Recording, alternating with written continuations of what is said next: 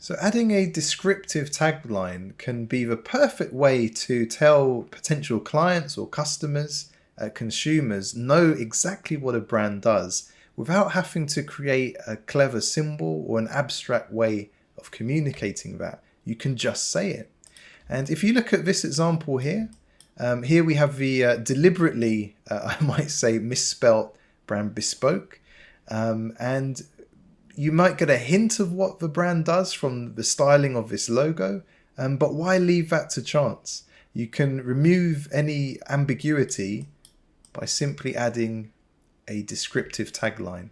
And now everyone that looks at this logo will know exactly what this brand does, which definitely in terms of advertising can be the cost-effective way to go.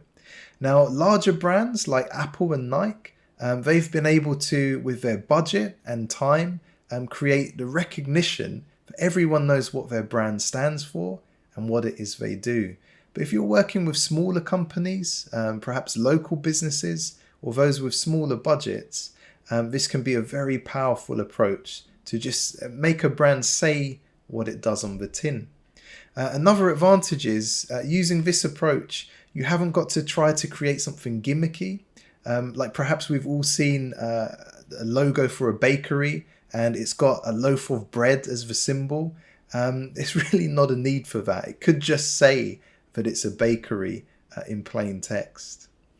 Speaking of Nike and Apple, here is the Nike logo and its tagline, "Just do it." And this is perhaps one of the most successful taglines ever created. Almost everyone can associate that with Nike and the ethos behind their brand. So at times, it's okay to do that. Use the tagline to communicate a mission statement or an ethos. But I've found that with small to medium-sized businesses, it can really be a powerful approach to use a descriptive tagline.